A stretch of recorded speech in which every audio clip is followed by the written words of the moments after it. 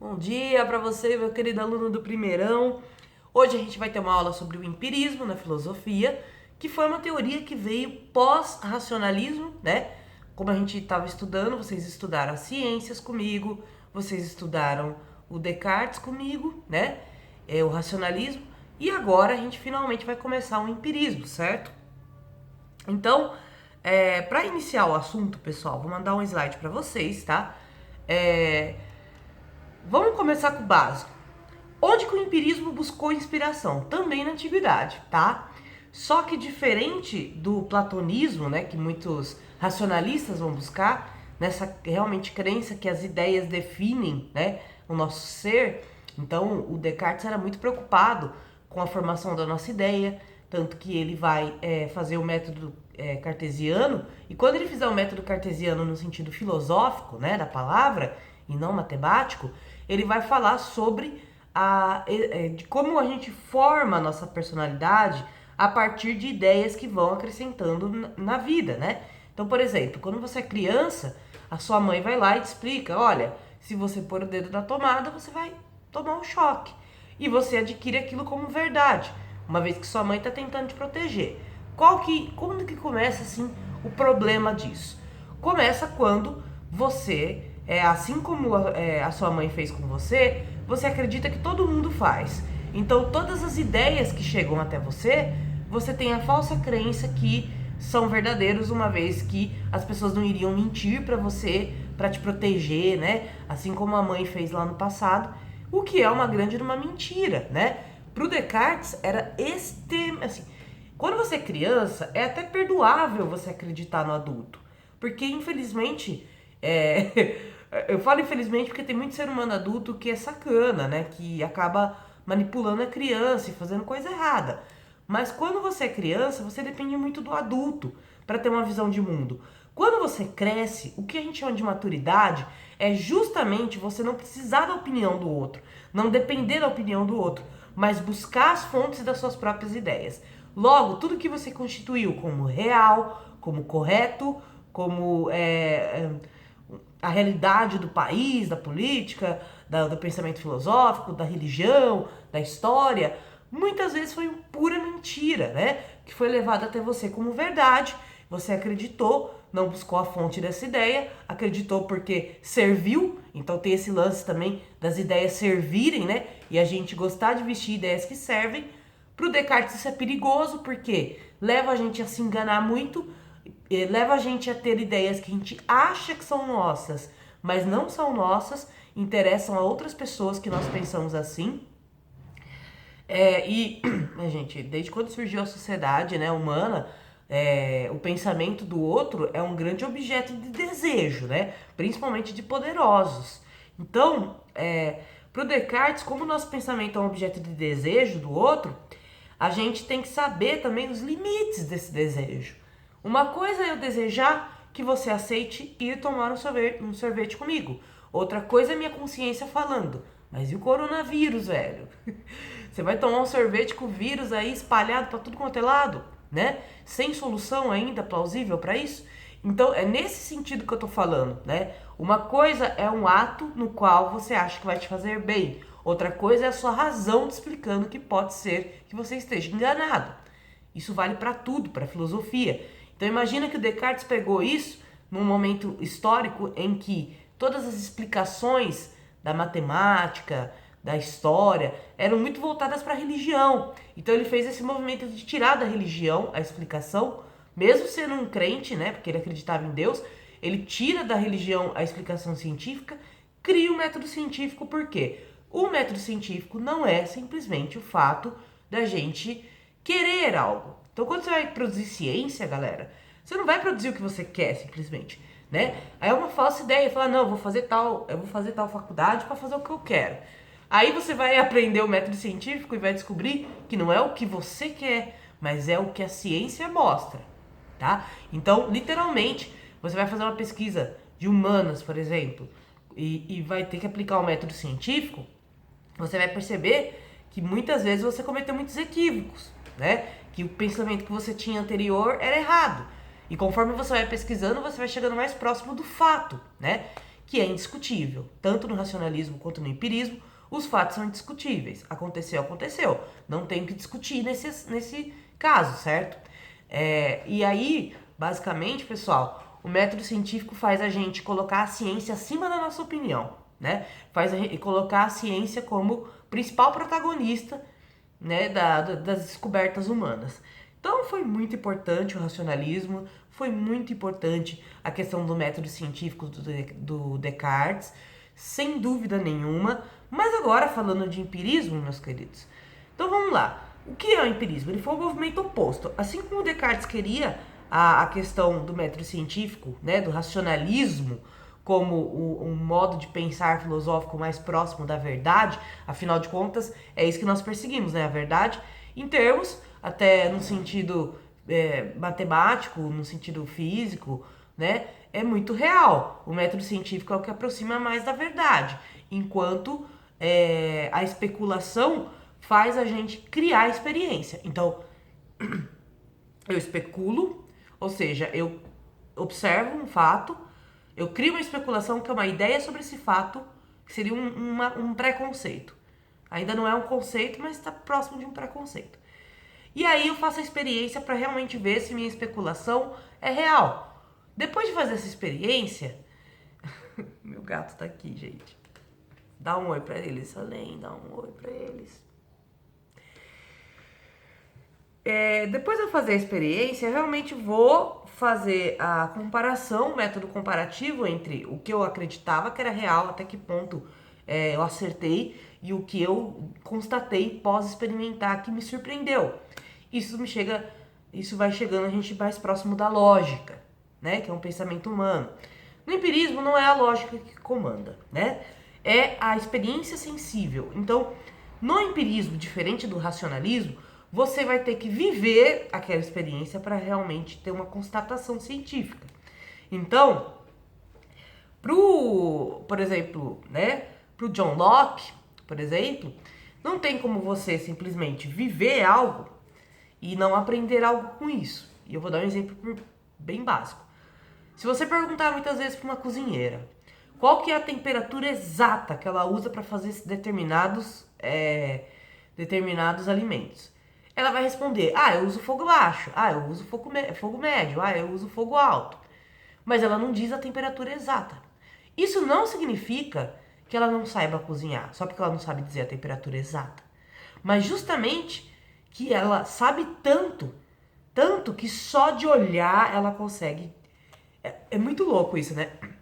Só de olhar para a comida, ela já consegue saber o que está faltando, o tempo que falta para aquela comida realmente cozinhar e ficar boa, né? Então, ela não tem uma noção matemática, lógica, mas isso não quer dizer que não é um conhecimento. É isso que os empiristas estão falando. Gente, nem todo conhecimento é feito por uma equação.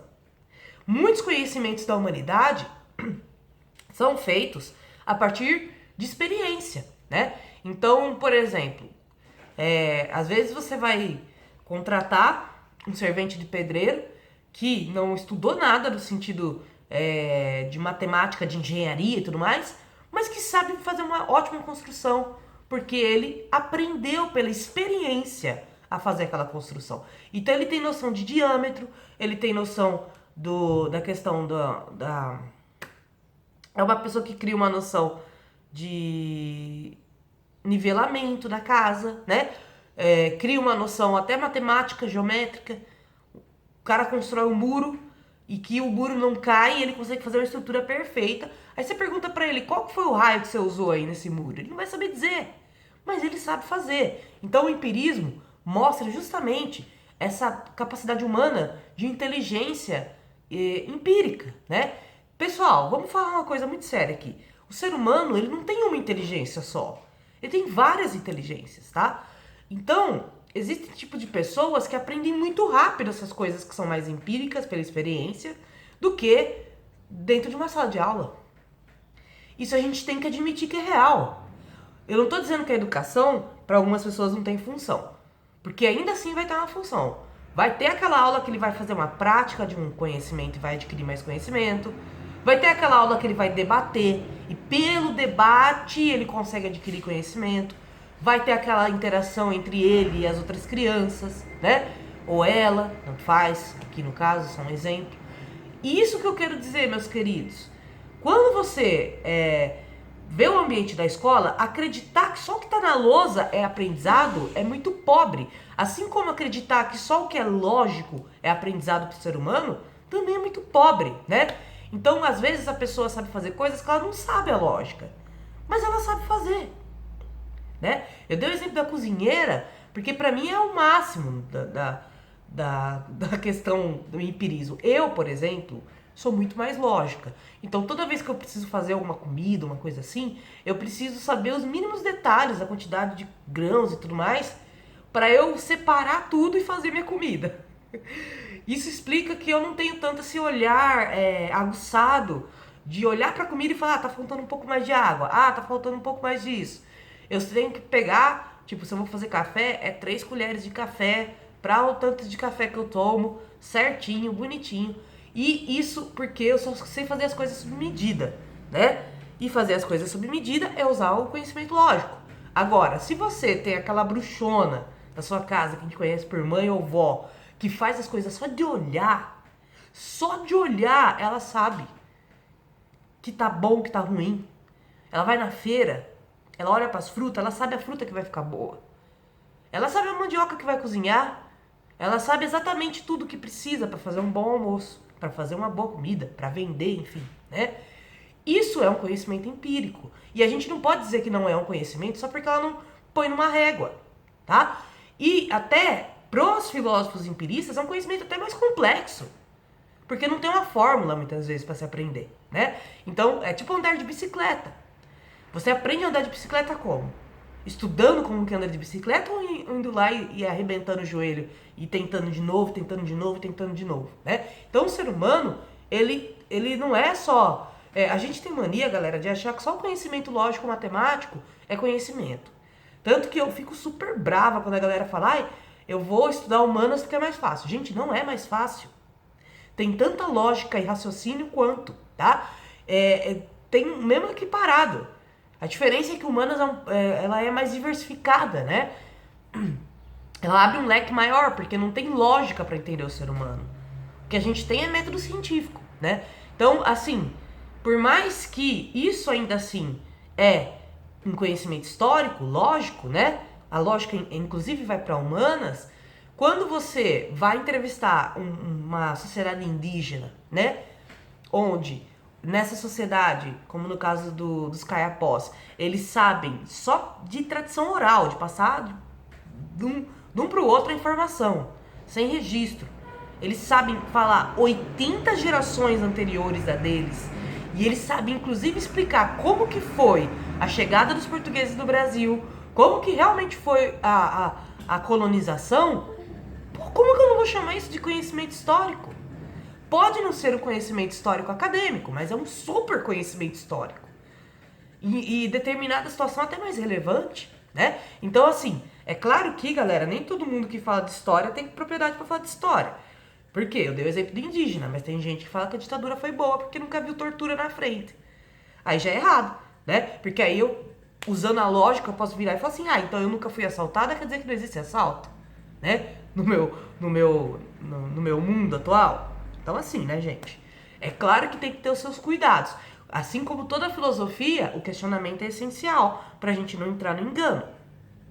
Então, pro John Locke, a gente tem uma razão inata que não é considerada, né? Assim, a razão inata dentro do racionalismo é essa razão que vem dentro da nossa nascença. Para os racionalistas, é destino do ser humano ser racional. A gente já nasce com as faculdades racionais e lógicas bem equiparadas, né? Porém, se fosse correto, qual seria a função dos sentidos, né?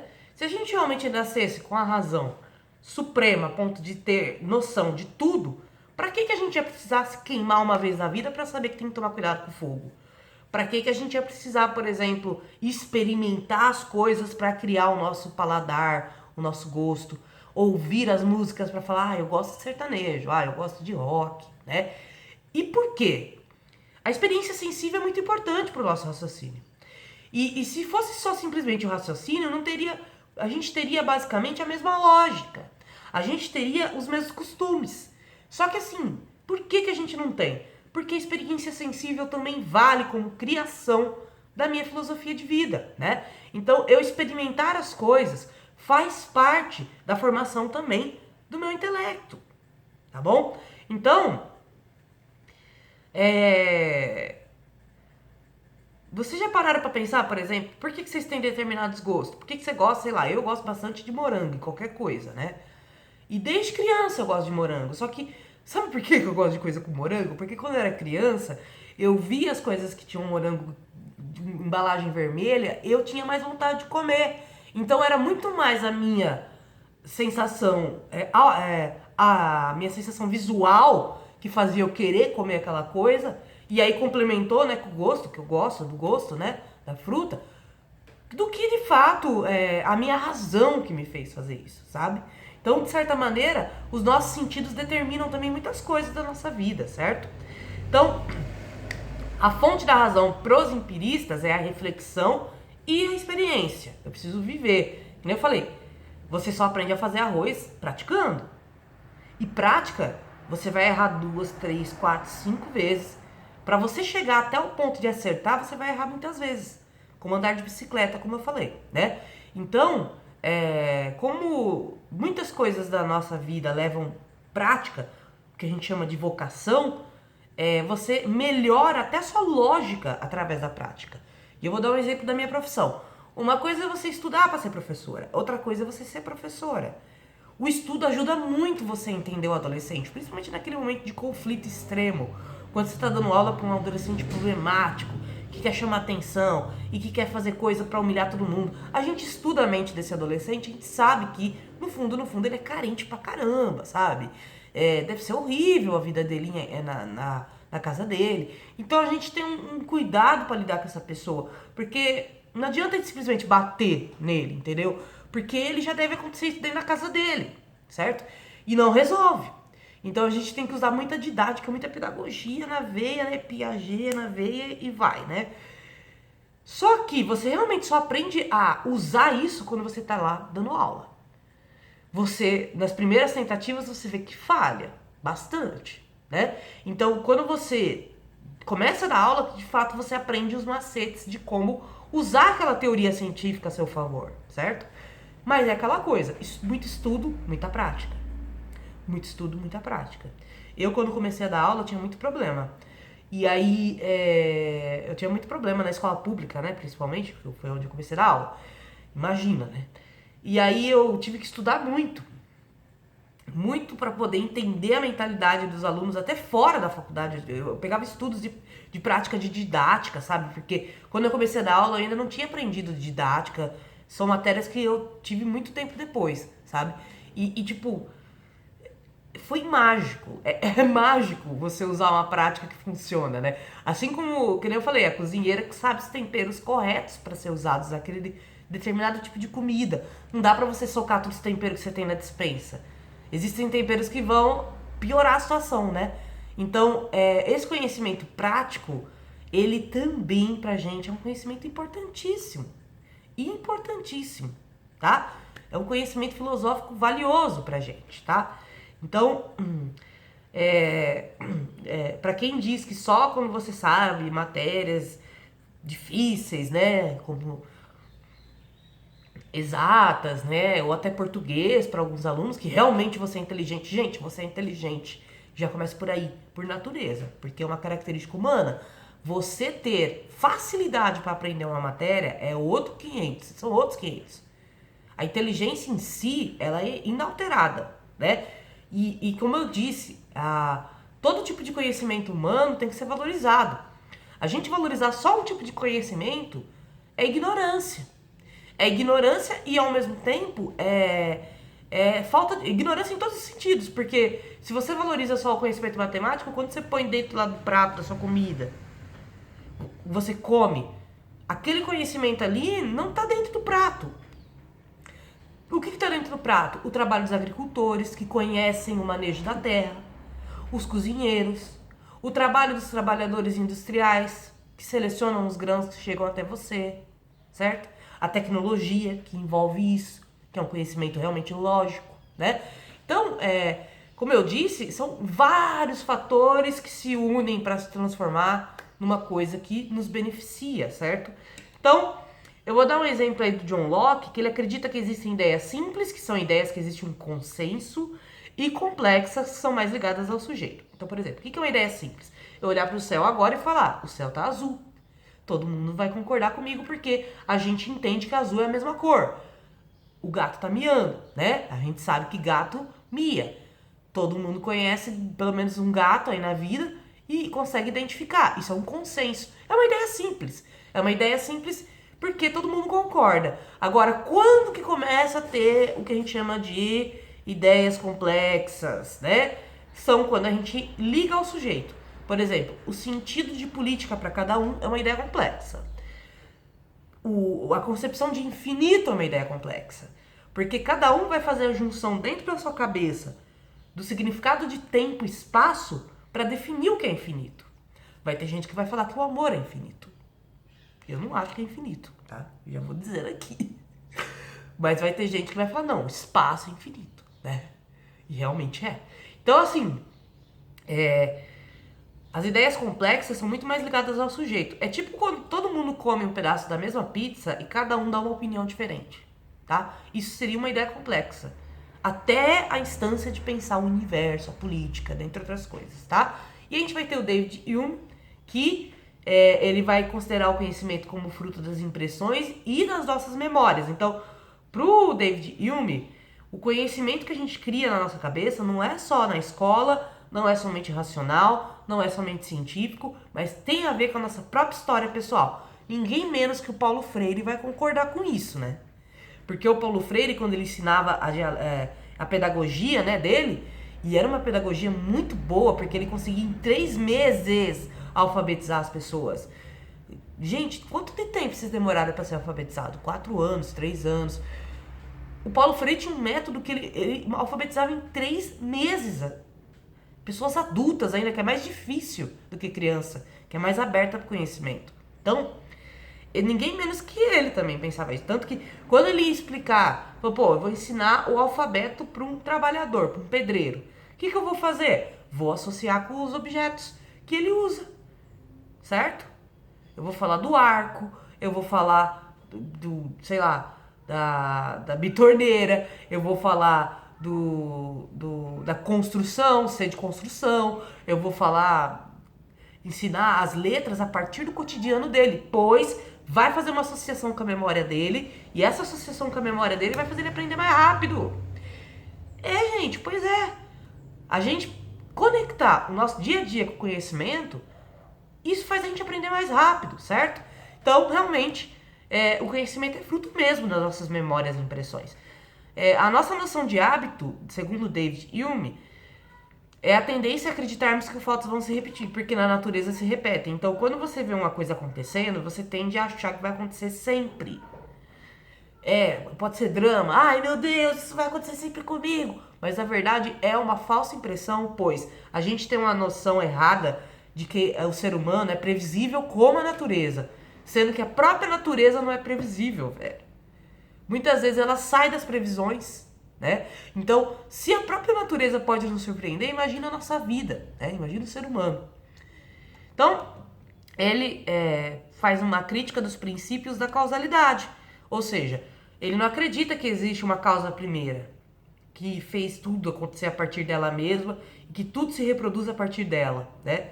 Que é a lógica de Deus, por exemplo, a lógica, muitas vezes, universal, né, e tudo mais.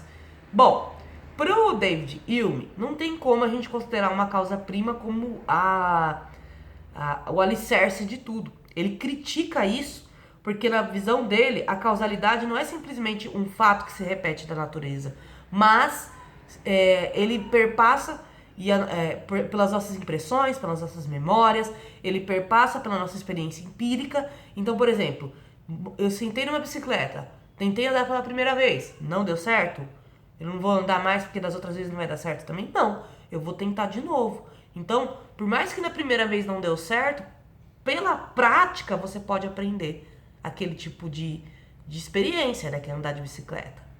Então, para o David Hume, diferente da natureza, que pode realmente ter ciclos repetitivos, né, como as estações, dentre outras coisas, a gente não necessariamente é assim.